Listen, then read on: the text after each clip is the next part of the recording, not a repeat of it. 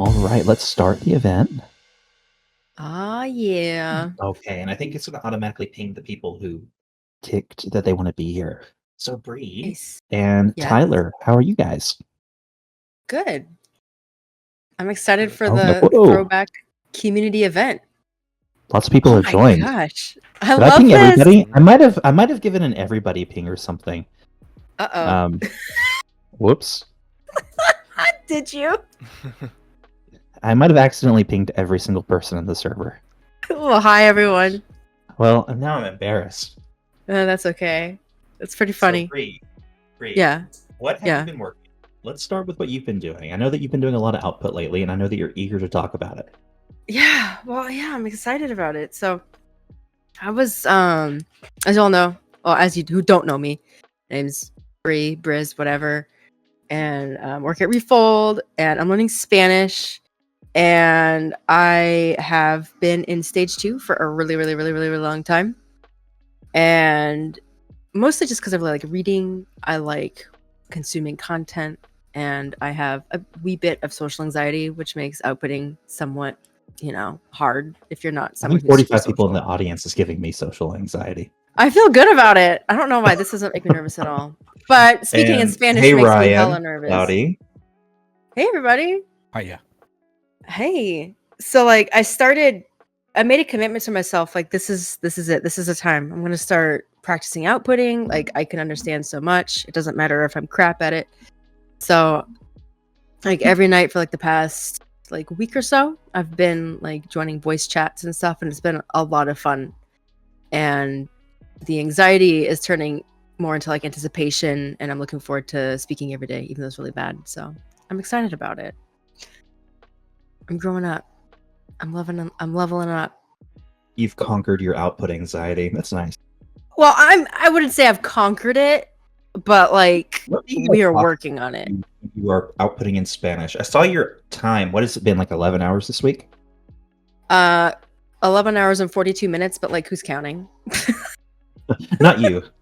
Personally, Not I think me. you go out there and conquer it every time you do it, right? Yeah, it gets easier and easier and easier. And so I have a daily minimum, right? Because if I say, oh, my goal is to speak for an hour a day, that's really intimidating, especially at the end of the day when you're really tired. So my daily minimum is literally just hopping into a voice chat and saying hi. And once I hit that, usually I'll stay in chat for at least 30 minutes to an hour, which is really nice. But having the really achievable daily minimum, I think, has made it possible for me to do it. How do you manage this having the child, because she tends to be like a moth to the flame, at least during work meetings. She's interrupting you. Does she get on mic? Does she bother you while you're... I wait till she goes to sleep. Okay. Because it takes a tremendous amount of concentration. I'm fighting for my life every conversation that I have. You know what I mean? There's no way that I could do it with distractions. I even get distracted if my husband walks in behind me, because if I'm not concentrating completely, it doesn't go very well. But yeah, I wait till she goes to bed, and then I chat for about an hour or two. And it's been really good. And it's a lot cheaper than italki. The problem is that okay, I have 12 hours, let's call it 12 hours of chatting time. But you have to think about it, only about a third of that time or less is me talking. And then another third of that time is maybe listening to Spanish speakers speaking Spanish. And then another third is listening to broken English or other people's broken Spanish like mine. So is there any reason why you chose a learner server? Because historically, Refold has cautioned people against joining learner servers. So there has to be some Brandon Sanderson fan club out there in Spanish or something. It's just because it's really low barrier. It's really low barrier of entry, super easy to jump into. And the particular server that I'm in right now has a really good mix of English and Spanish speakers. They have really good emojis. That's half the reason I'm there. But I've had some really good conversations with people. So it's not always about language learning or whatever. Like the other day I was arguing with someone about why I was homeschooling. He thought it was a bad idea. And then I had to like formulate an argument in really broken Spanish about why I was doing it. It was pretty funny. So it's nice too, because like you get like a wide variety of people, and yeah, I like it better than Hello Talk and Tandem, for example, because that's I used to really stand Hello Talk, but they've recently changed. Like, you can give people gifts now, and like it feels weird. It's really bizarre. It feels like that, but I feel like on Hello Talk you have like a lot of those like, hi, how are you? My name is so and so, blah blah blah blah blah. That's why Refold has historically recommended that you go to the natives, right? Join a native Discord server that talks about your special interests, whatever that may be. And I mean, that's an option. Do you think you'll be doing that in the future? I think in the future. Right now, I'm just trying to get over like this hurdle of anxiety that I have speaking. And I don't know. I feel comfortable on the server that I'm in, and so we're getting comments, Bree. So you'll have to drop it in the chat for people, because you got people wanting to join. No way, man! It's my secret hideout. No, I'll drop a link in the chat. It's pretty good. I don't know. It's just comfy there. I like it. It's very active. Like you can find a voice chat. There's always people chatting, and there's always really interesting conversations. And I hate to say it, but my special interest is learning languages. So like, I don't really want to join another type of server. Yeah, but it's cool. So it's nice. I'm gonna cut you off for a sec, and I'm gonna do it. talk to Tyler and Ryan, or AKA Clowdy, and I want to see what they've been up to. And then I guess we were also going to talk. We got some podcast suggestions. People wanted to know about, like, they wanted to touch on healthy language learning again, and I think that's something that Tyler has dealt a lot with. But Tyler, what have you been up to in the past couple months? It's been a while. Yeah, I think it's been like 2 years since I was on last time, or maybe just a year. I don't remember, but it might have been a year. But I don't see you in the servers as often either. You've been doing your own thing. Yeah, I've been busy with real life stuff. Like I had surgery this year, and since recovering from that, I've been looking for work in Japan, which means interviewing, outputting, obviously. Really, like the last year, that's all I've been doing as far as like language stuff goes, is outputting. Oh, and yeah, for those who don't know, I'm an admin in the Japanese server. Been learning for about 4 years or so. But yeah. So you used to read a whole bunch. Are you still doing the reading, or are you focusing totally on output? Honestly, I haven't read like anything in the last. What was your book count before you stopped reading? 122, I think. 122 books. Yeah. So last time we talked, about a year ago, maybe 2 years ago, you had this issue with your output that you talked or wrote like a book. People would comment that you had a very literary style of Japanese. Do you think that you've like bridged that gap since you've been focusing more on output? Yeah, that was honestly fixed within like the first 3 months, since I had gotten into speaking. Speaking like pretty much not instantly fixed it, but it fixed it like really quickly. So, yeah, it's just more of literally all of my input. Well, not all of it, but like 80% of it. Sorry. For like, I had to say like a year and a half came from books basically. So like going to write afterwards, I mean, it makes sense why I would kind of write in that kind of way, and speak actually, but it was a little more complicated than that. But yeah, like I said, just working on speaking only, I should say, for a few months. But do you feel like you've caught your speaking up to your reading ability? Oh, no, definitely not. I'm not sure if it'll ever be, honestly. So. Interesting. Well, thank you, Tyler. And Cloudman, long time no talk. What have you been up to? Yeah, it has been a while. I guess I'll introduce myself in case there's anybody out there who doesn't know me. I am Clowdy, and I've been in the community since, the Refold community since day one. And since before it was Refold, almost. Yeah. Day zero, I guess I could say. But I started learning maybe about 9 months before Refold started. I don't know when that is. It's about 3 years ago. Anyway, for the last year, I've taken kind of a big break from learning Korean, and I just got back into it. Just started dabbling, just trying to make a little bit here and there, doing some flashcards, doing some immersion, and trying not to be serious about it. But so one big thing that has happened is can I bring this up? We've got 3 people here with ADHD. Can we bring that up? Sure, yeah. So one thing that's happened is you finally started treating your ADHD again. And do you feel that has had any impact on your learning of Korean? I definitely think that it's changed things a little bit. I've had kind of an interesting year, I guess, in that I did start getting some treatment for ADHD, and that was good. You know, working with a doctor to try to find a minimum viable treatment plan. Just something that is like just enough to get things going, and I think it does make it a little bit easier to fit things into my routine when I'm busier. That's probably the biggest impact that it has. The other thing that happened in most recent months was I had been sick for a really long time, and I just got I just treated this digestive problem that I've had for maybe 10 years. And I think that's allowed me to actually get deeper sleep, and that's been the biggest thing. That's why I actually started learning again, is because I was feeling well rested and I was able to actually I can relate. start learning. I can relate. I started treating my obstructive sleep apnea, and it was like night and day. I went from napping twice a day. Thankfully, Ethan allows me to nap. He's pretty flexible. To napping like once a week now. And it's usually because I stay up too late, like playing video games or something. Yeah. That's awesome, man.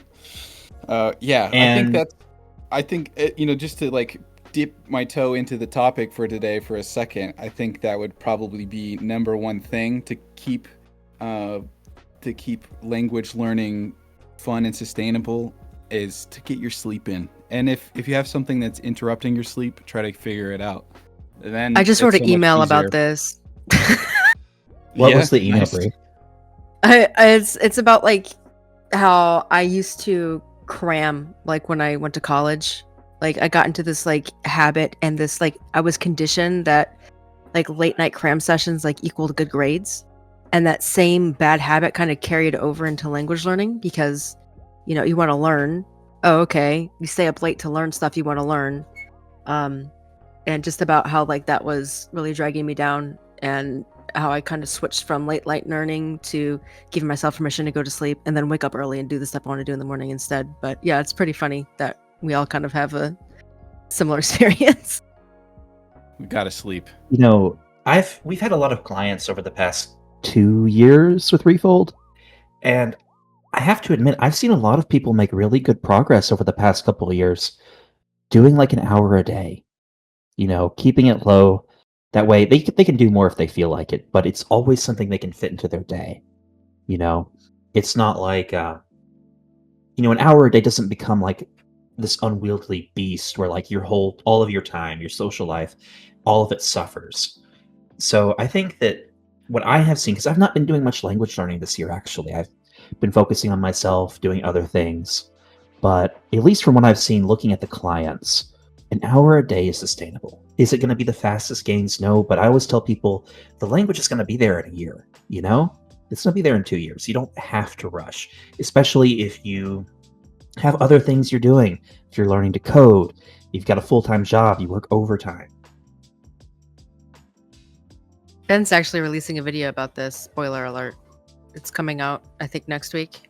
And he gives a timeline of what your progress would look like if you study an hour a day. And then a timeline of what it would look like if you study immerse whatever for 2 hours a day. And it's a really, really, really, really interesting video. I remember watching it and I was like, oh, this is really insightful. And I wish I had seen this 3 years ago when I started. 1, to set myself up for realistic expectations, and 2, to take it easy on myself, because I was trying to cram in as many hours as possible, but I think the way I was doing it wasn't healthy and just wasn't sustainable. Yeah, then after a certain point, your language becomes something that you do stuff in. I had this discussion with a client who's very reading heavy, and his listening is suffering. And I'm like, you can keep playing video games in your target language, but that becomes video game time. And what you're actively working on with your language is something else, like listening. Because, Refold does lead to a very listening heavy start. If you follow the roadmap, we have a lot of reading. Your listening sort of suffers. And I think that as you pass that 5,000 unique word mark, where like goes, going, went, that's all one unique word. There becomes a time where you just do stuff in your target language. I recently had some labs done. I talked with the nurse. It was all in Filipino, and that wasn't language time. That was, I'm getting blood taken for some tests, and it just happened to be in the target language.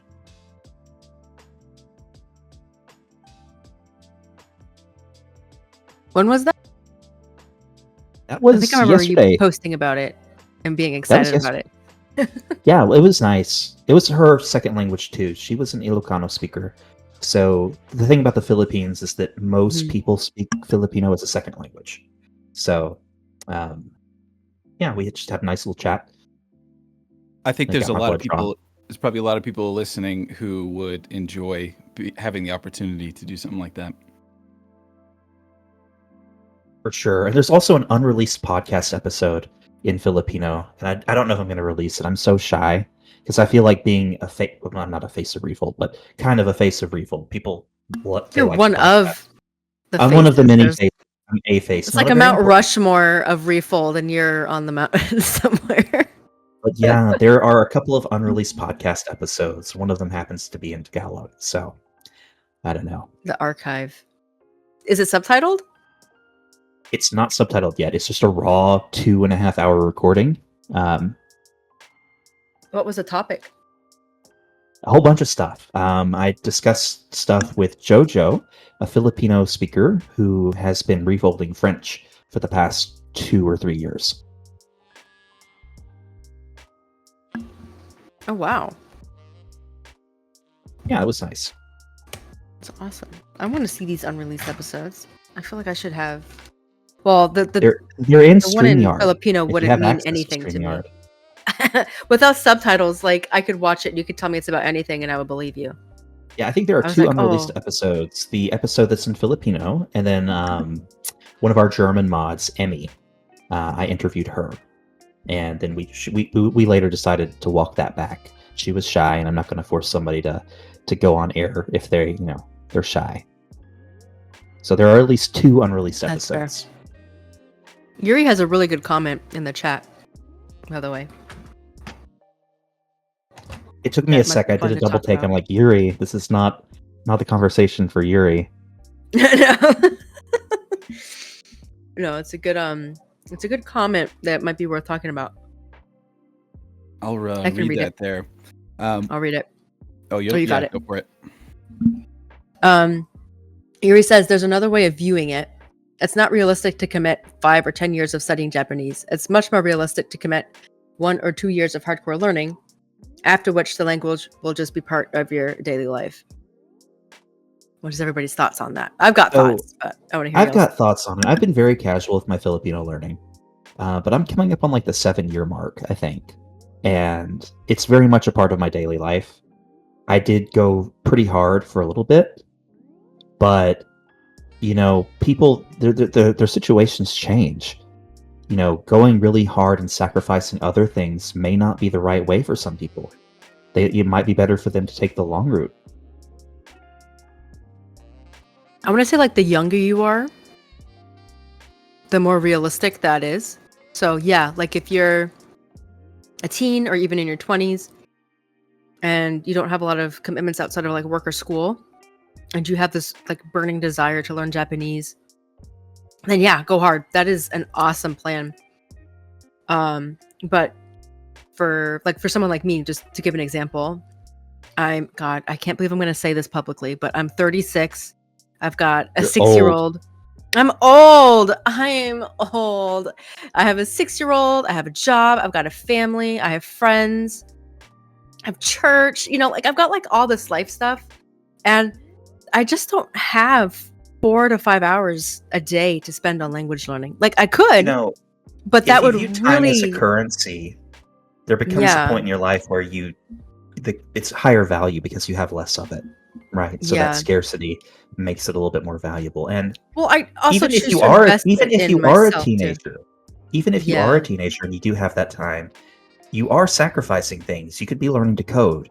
You could be doing a whole bunch of other things, starting powerlifting, and there are tons of other things than your target language that you could spend that sort of semi-unlimited amount of time on when you're a teenager. I've seen a lot of people say, hey, I wish I'd learned to code when I had the time. Now they're in their 30s learning to code and they have a lot less time. I'll just say, when I was addicted to League of Legends, that time would have been much better spent learning Spanish or Japanese or any language. I would have been fluent by now. Playing Guitar Hero, all those hours, I could have learned how to play the real freaking guitar. But no, I was sitting there trying to grind all these expert songs. It was a whole thing. I will say, on that note, I have a comment about that. I do feel like the effort that I put into developing when I was trying to grind Rocket League and Osu, the time I put into setting my own training plan and setting up a plan to improve and showing up every day and doing that kind of instilled these habits in me that I then made it a lot easier to actually do some of these other things. So it wasn't completely a waste of time, I don't think. But it would have been, I would have developed those habits had I just started. If I was just doing language learning, that's another way to develop those habits anyway. So has anybody else found, this is kind of unrelated, but language learning kind of scratches that gaming itch? Oh yeah, it's number go up. It super scratches that itch.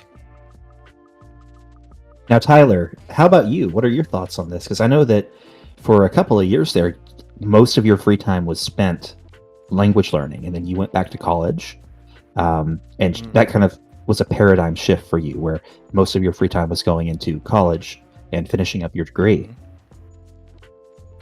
Well, it is kind of related to this, but it's more just broadly speaking on I guess I call it addiction, because it could potentially turn into an addiction, as I think Brizz just used that word a second ago with League or something. But again, there are worse addictions than language learning, of course. But if it does bother you, or if it does affect your life,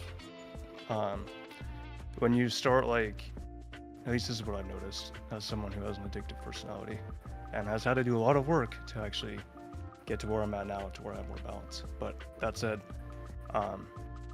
when you start building your life, or organizing things in your life around language learning, for example, instead of finding a way to fit language learning into your life, I find that kind of situation is a good indicator that you should probably at least not reprioritize, but think about how much time you're actually putting into this, and if and whether or not it's having an impact on your life, because that's usually a good sign that you're. How much time? Because I think out of all of us, maybe Clowdy excluded, you definitely had some of the longest days. You were reading for 4 or 5 hours a day at your peak, weren't you? A lot more than that. This is more a lot more than that. 10 or 11 usually.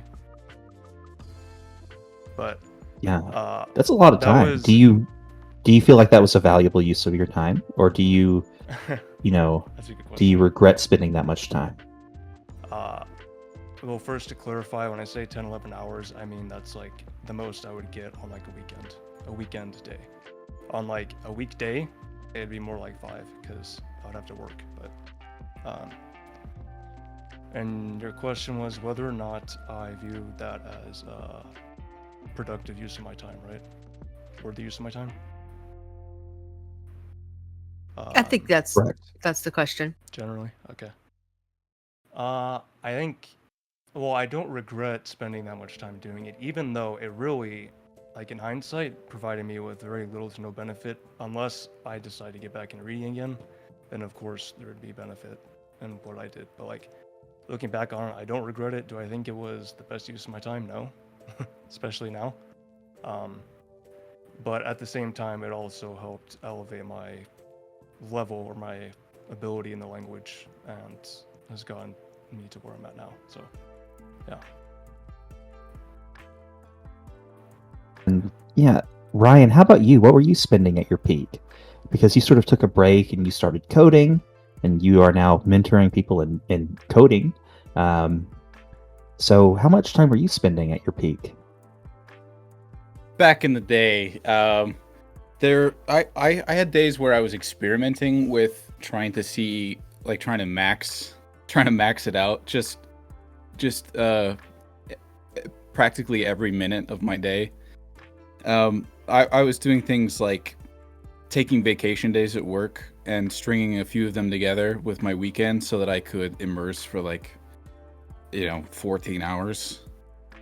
But the difference, I really don't think, and that was just like an occasional, experiment that I did. There's a lot of times where I would listen, to stuff all day at work. And then I would come home and watch a few shows, and it'd be like 8-10 hours or whatever. But a lot of that wasn't necessarily fully focused. And I think especially on the days where I was really trying to push these long hours, like the amount of actual mental focus and clarity that I had during anything beyond 4 or 6 hours was a lot lower. That's going to be different for different people, but for me, it was definitely lower at the time.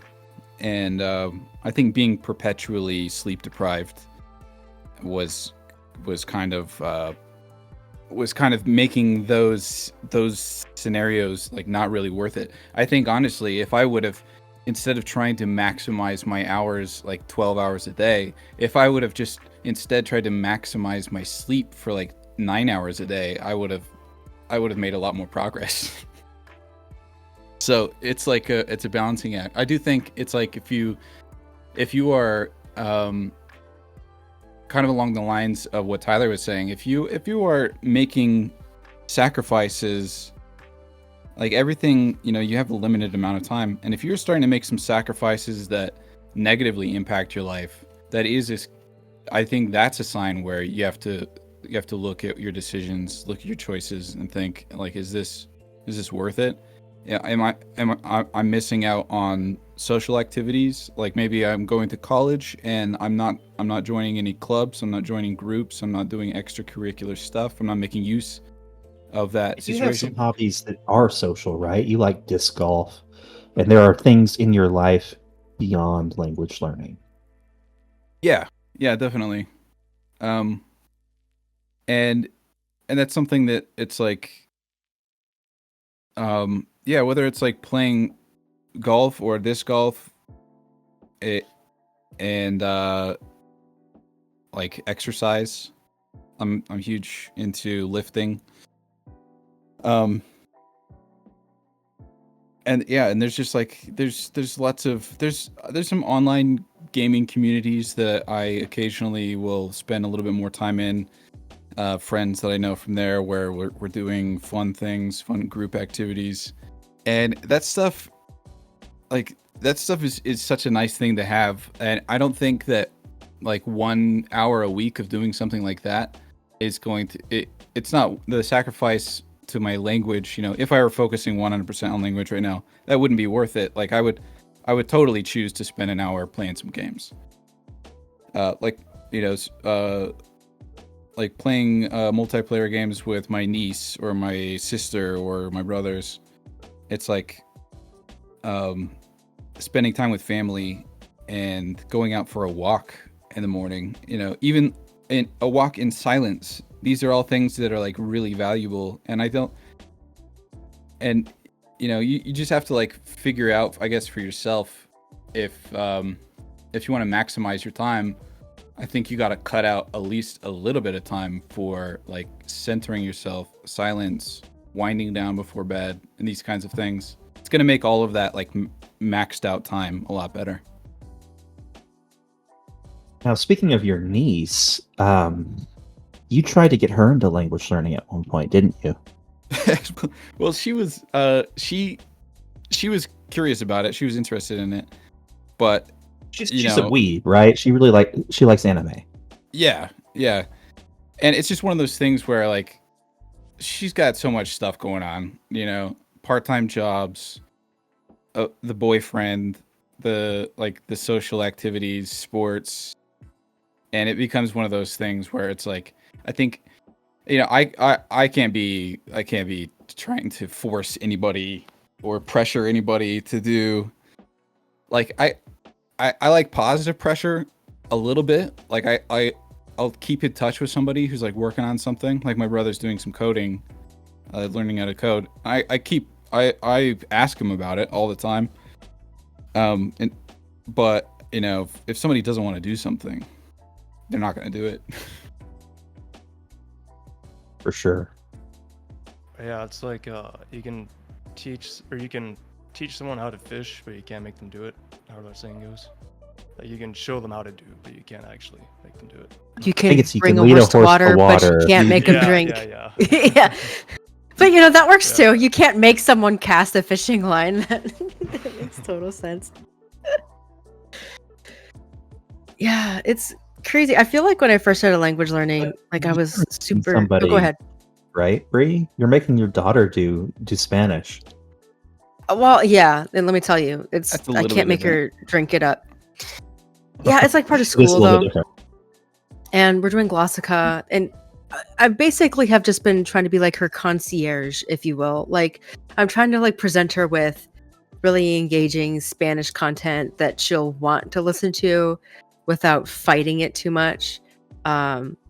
So like she really likes this anime called Sakura Card Captor, and it happens to be available in Spanish. And so like our Spanish time. I like how you say a very well-known anime, like we don't know. I mean, I'm sure people don't know what it is, but I'm sure I didn't know what it was. But like, I feel like that's a classic. That's like a classic. I didn't say like anime. It is classic, but she likes it. But it's available in Spanish, and so like, not everybody hears a weeb. The Catalan dub was better.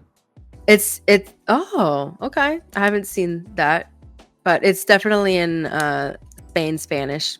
It's one of those dubs, but she really enjoys it.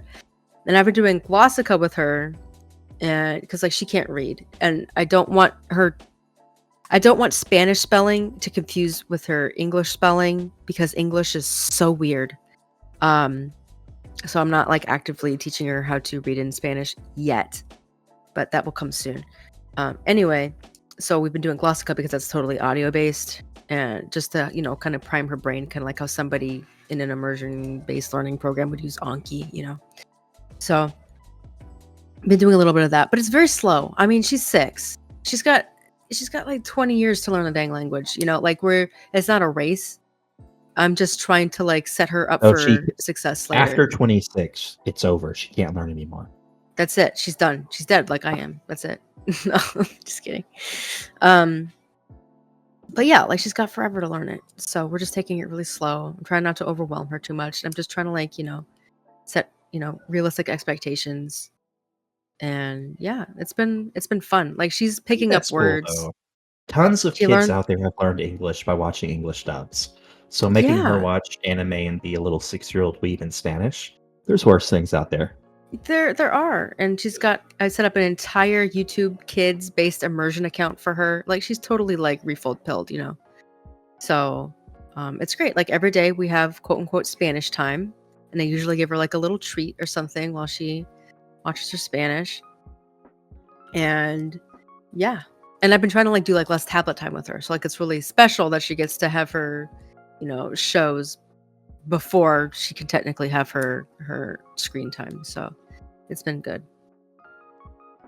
So I have a suggestion for along the lines of today's topic, tips for keeping a healthy attitude towards language learning and language immersion. That's what the topic is, right? I think for me, something that I naturally kind of do, and something I did a lot with learning Korean, that I think is really important for keeping a healthy attitude towards what it is that you're doing.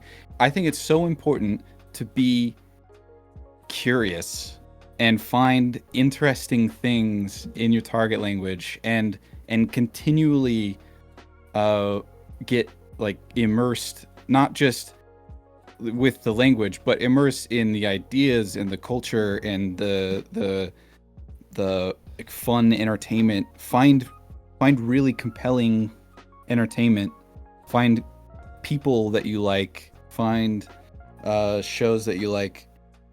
And I think that's like for anybody who struggles with spending time immersing, or like feels like they are just grinding out, or they feel like they're trying to optimize so hard that they are not allowing themselves to have any fun. I think all of that can really develop some like weird feelings you have towards what it is that people do that with a lot of hobbies, right? They turn their hobby into a job. Yeah. But making sure that you are like getting curious about stuff. Like sometimes I'll go around in Google Maps and just like explore neighborhoods, or I'll watch videos of somebody walking through different neighborhoods, and I'll find a cool neighborhood and I'll just like go and explore it in Google Maps and read the signs and look up stuff. And I always found that really fun to like explore the streets of Seoul, because I've never actually been there, like, or these smaller towns that, you know, you don't usually get to see. That kind of stuff. And watching fun shows that you like, that all helps make it so that it's something that you want to do. And that's like an important part of keeping a healthy attitude towards it. Yeah, and if it's something that you want to do, then the activity is also a lot more restorative. You know, if it feels like a chore and you're treating it like one, and you're just grinding and grinding and grinding, like it'll take, you know, I don't know how to like say that, but like it'll take like your life force and your energy. But if it's something that you genuinely look forward to and you can relax with it, then it'll like add to your energy, and it'll feel like self-care almost.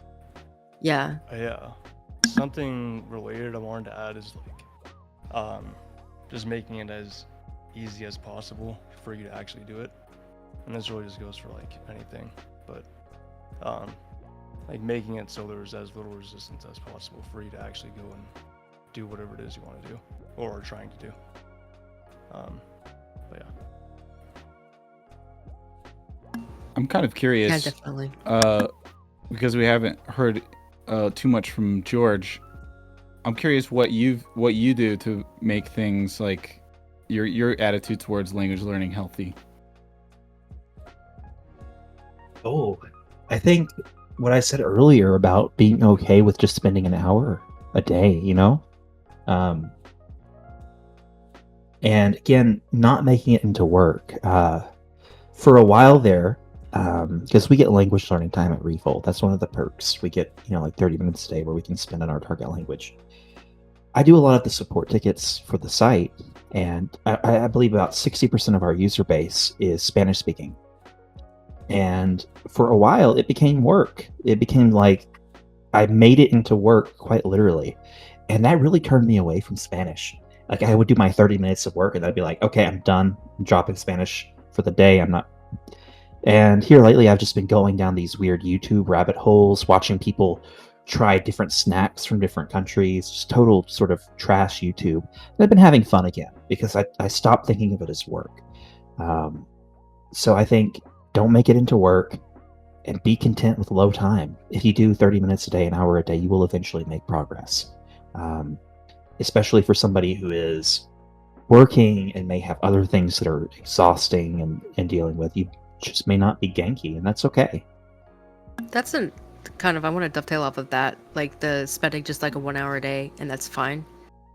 One of the things that I've really struggled with, and I've talked about this like on previous podcasts, and I wrote an email about this, but one of the least healthy things that I've done and still kind of do is like that classic comparing your progress versus other people's progress. like it's hard to kind of like separate yourself from that and go, okay, I'm spending X hours of days language learning. My progress is going to look like this. Someone who spends more time is likely going to make more progress, and that's okay. It's okay to make slower progress.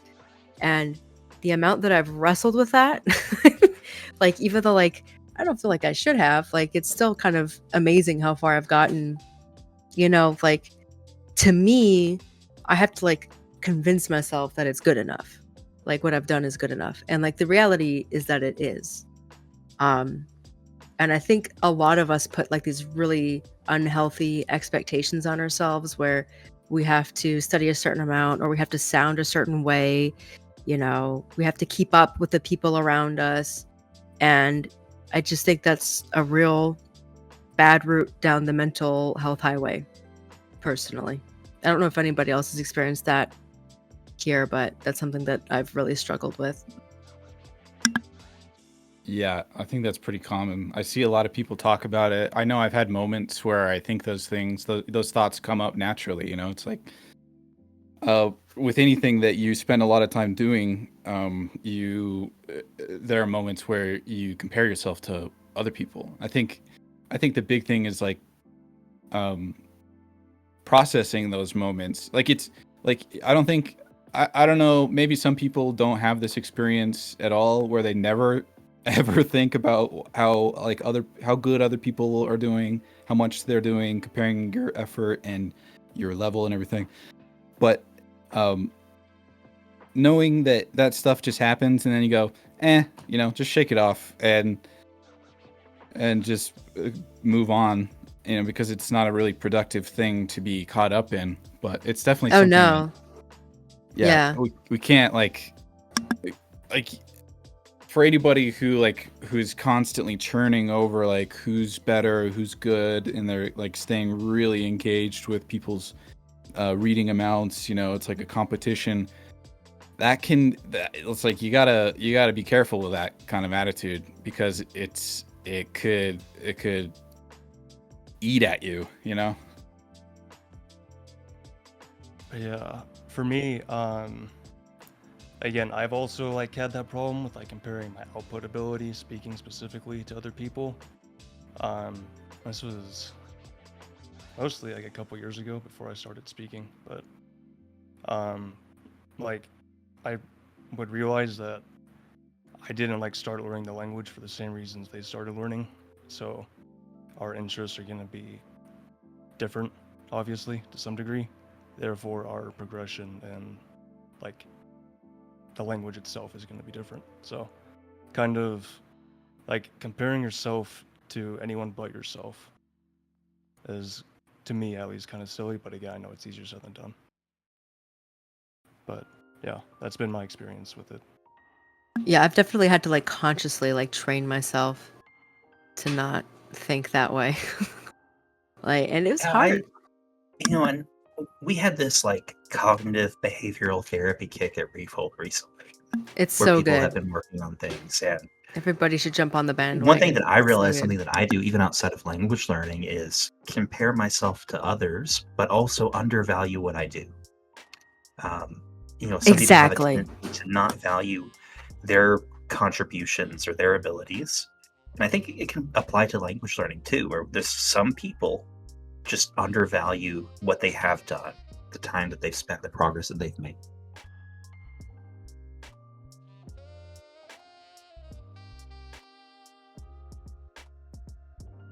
I think it's funny, something like working out. I can go and work out, and like after a few sets, I'm like, oh my god, I'm so big. I'm so strong now. Holy crap. I can't believe it. And I don't like have this natural like, oh, I'm not doing good enough. For me, working out, it just feels good and I love it, and like it feels funny to me how easy it is for me to stay positive about that thing. But something like language learning is a little bit harder. It's like I actually do, you know, occasionally have those thoughts come up where it's like, you know, oh, like this person spent like half the time that I spent on it and they made way more progress, but I think at the same time, it's like we all have our own reasons and our own story and our own challenges. Everybody faces different challenges. Some of them are invisible. You don't know what's going on. Maybe somebody is spending all of their time language learning because like their home life is terrible and it's like an escape. And so they just like obsessively go into it and they're just like waiting to get out of a bad situation or something like that. And that provides a lot of motivation for them. You never know what drives people or what might be holding people back. But yeah, it's crazy. Yeah, and that touches in on don't compare yourself to other people. Even if they're your twin brother, you know, the attitudes and the treatment and what goes on day to day is going to differ. And that's okay.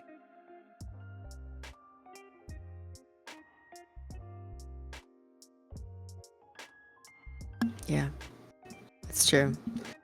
I feel like that's something that a lot of people here struggle with. There's a lot of competition and stuff. But I do think like a healthy amount, like someone joked in the chat that they're listening to us and they're like, meanwhile, on the German server, there's a literal reading competition.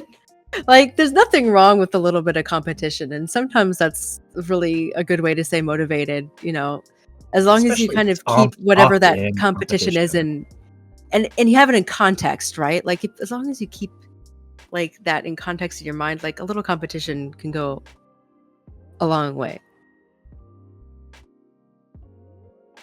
I'm pretty competitive. Yeah, as long as it's healthy competition and it's something that you opt into doing. Yeah, exactly. But I do think that immersion learning and Refold and AJAT and all of the other types of immersion learning out there do attract competitive people, or they attract extreme people, you know. For sure. And I think that's where you get some of the competition is. It's just sort of like sample bias. Whereas if you go to like a normie language learning community, like our language learning on Reddit or some of the big public language learning servers, you get more casual people. So I do think that's something that's sort of unique to our community, is we do attract people who are a little bit more intense. Yeah, I guess I also want to mention, because in case it wasn't, because I don't think I made the distinction, I don't think I made it clear. I don't think the competition is all bad. And I do think that people are driven by competition, or at least some people are. There are some people out there that makes it better for them.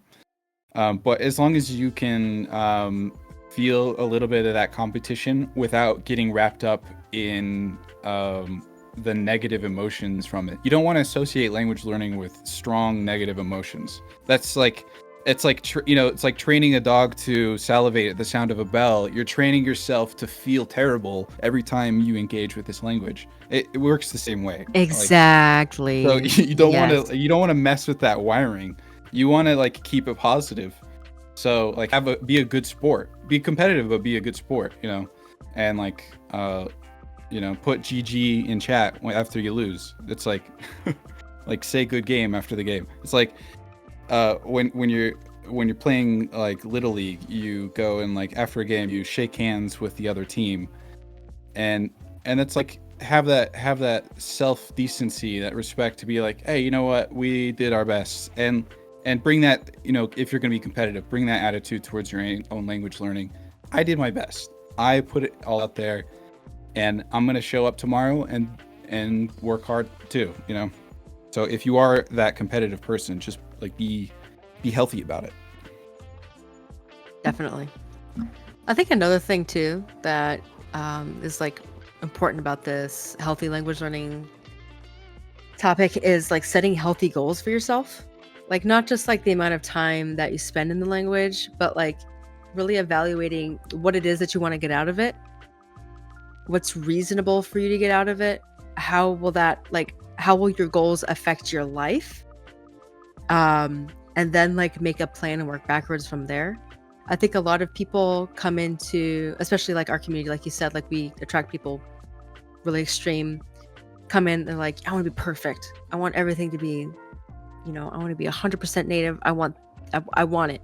And that's great for a lot of people, but not everybody needs that like level of fluency and like the amount of work it will take to get there. And I think it's healthy to kind of step back, look at your life and go, okay, what level of this language will help me the most? And then go there. I don't know if that makes any sense or not. But that's something that's like really helped me.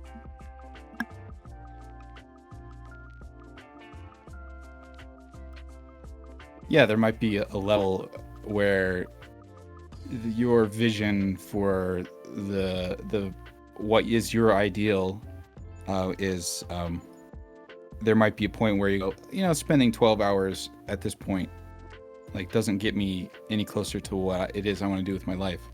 I think that's actually another great point, is it's like people who carve out their own idea of what their ideal is, that's how you stay healthy with your expectations and with your goals and everything. Is if you're not trying to play out somebody else's game. Like you're not trying to align your goals to match somebody else's. It's like ideals, unrealistic beauty standard language edition. Like, yeah, that's basically what it is. Like there might be some people out there who are like, oh, I want to do the JLPT in 6 months, or get like N1 at the JLPT in 6 months. It's like, is that your goal? Like, why is that your goal? Does if you actually just want to watch a lot of anime, or something like that, then like this picking this other goal that somebody else is really passionate about because you want to like keep up with them, that's going to be a source of tension for your own learning, because you're pulling yourself away from what it is you actually want to do and trying to keep up with something that is somebody else's passion. So yes, yeah, yes, you got to be your own guide. All right, you're like it's like you're not living your own life, kind of. Like you're living someone else's life in a bad way, totally. Basically. Yeah. Yeah, I remember when I first started language learning, like I bought the hype that like native or bust. Like that was kind of like the attitude back in my day, back when I first joined, like not Refold but MIA. Like the attitude was generally like, if you're not learning to a native level, what is the point? And I let that somewhat like infect my ideas of, well, okay, if I'm not reaching for perfection, then I shouldn't bother at all. But as I've gone further down this road, COVID's over, I'm leaving my house more, like I've just like had to like sit with myself and realize like, what's really my goal? Like, what do I really want? I want to be able to help my child learn Spanish. Okay. I want to be able to communicate with people that I meet around me. Okay. I want to be able to use Spanish at a functional professional level. Okay. What would speaking like a native get me like towards any of those goals? And the answer is nothing other than like a cool party trick, So I think there can be diminishing returns for sure. Yeah. But for some people, like it makes sense. Like you want to move to that country, you want to integrate into the society like that. Of course, you want to learn the language to the best level that you can. But like for what I need, it's not native or bust. It's upper intermediate or bust, low advanced or bust. Like that's where I'm at. And I'm really kind of like feel free by that.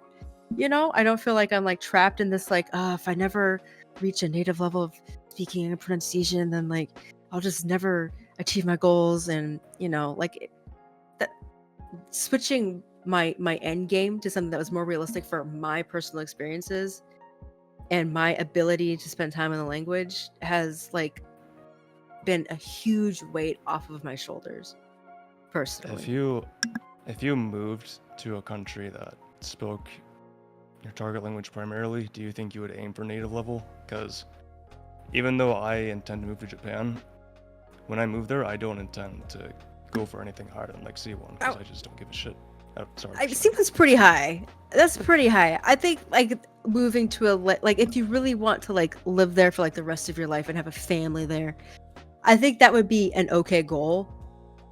But like I don't see it being like, just like in my personal life, I don't see it being necessary unless you're doing that. Or you're just like really in love with the language and that's like what you're into doing. But like my end game is like, I want to be bilingual. I want to stave off Alzheimer's. I want to teach my kids Spanish. You know, like my goals don't require native like abilities. And Tyler, like, and plus there's plenty of people here in America that I speak with on like a daily basis that do not have a native like level of English, and that does not get in the way of all. I'm like, oh, okay, they have an accent, and then I move on with my day. You know, like there's literally nothing wrong with it. Yeah. Someone wrote Spanish or vanish, and I am like dying over here. I can't. I can't. Excuse me while I have a crying fit of laughter over here.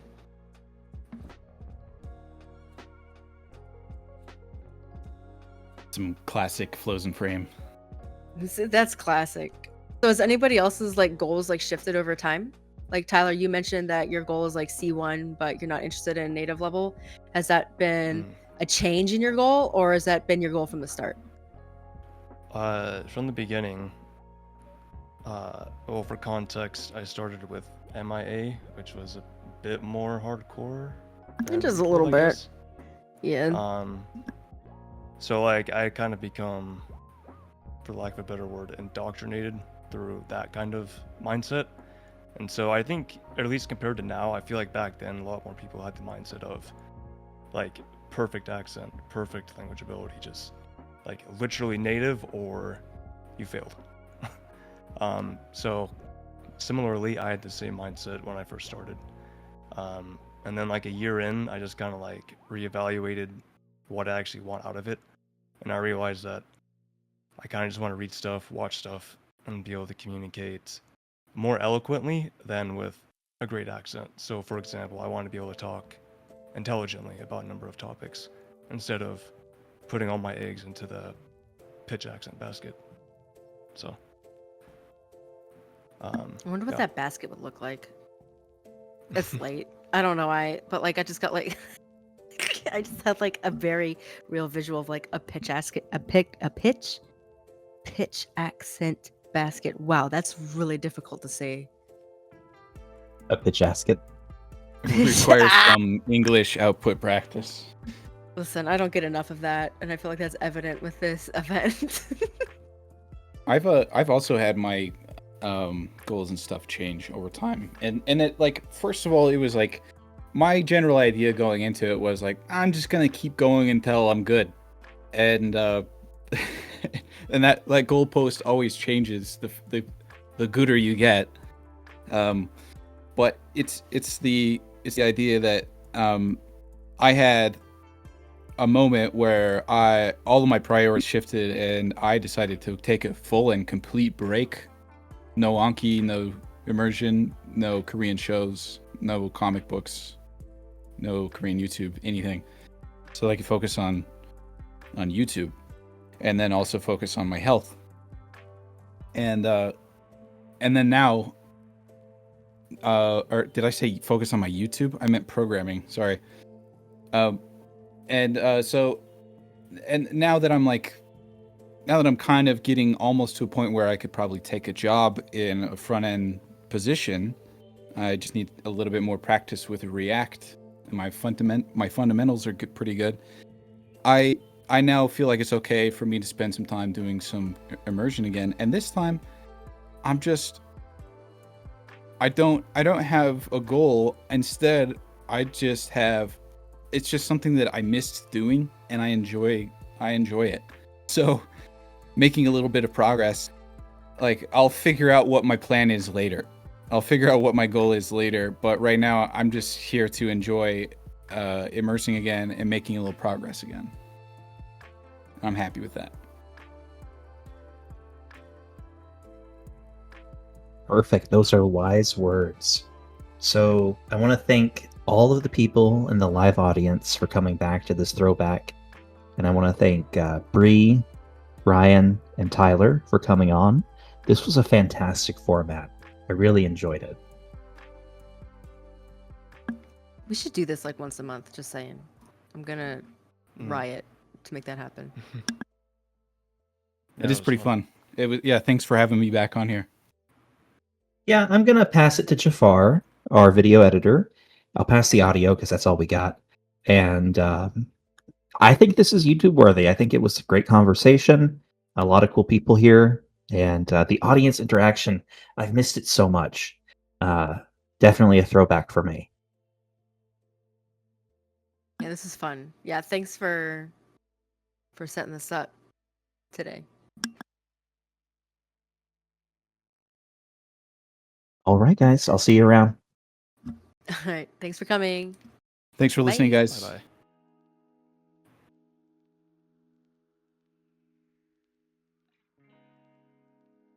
I want to thank you for listening to this episode of the Refold Podcast. If you're watching the live premiere, you're in luck. Right as it ends, we have an after party over on the Refold Central Discord server. Come join us by using refold.link/join and chat about the episode. If you enjoyed the podcast and would like to hear more, you can find older episodes to listen to on YouTube and Spotify. Let us know what you thought about the video by liking and leaving a comment below. Do you have suggestions for upcoming visitors or requests for particular topics? Please feel free to reach out to me on Discord at GeorgePig #5413 or via email at Clayton@refold.la. Thank you all for watching and or listening, and I'll see you next week. Hey, as you know, there's a lot of language learning advice out there, which can make it kind of overwhelming and difficult to actually get going on your own learning. If you feel like you're struggling to figure out language learning, you're not alone.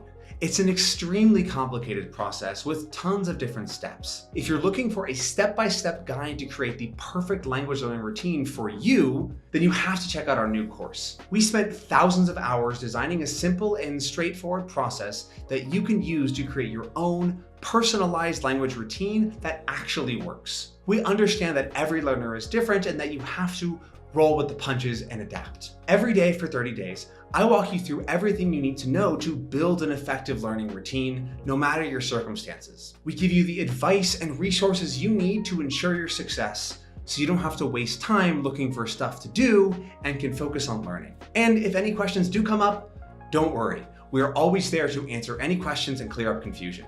And it's all backed by our 90-day, no questions asked, money-back guarantee. If, for whatever reason, something's not quite working for you, we insist you get every penny back. It's time for you to stop wishing that you could learn a second language. It's time to become the master of your language learning journey. Check out the link below to get instant access and start your journey today.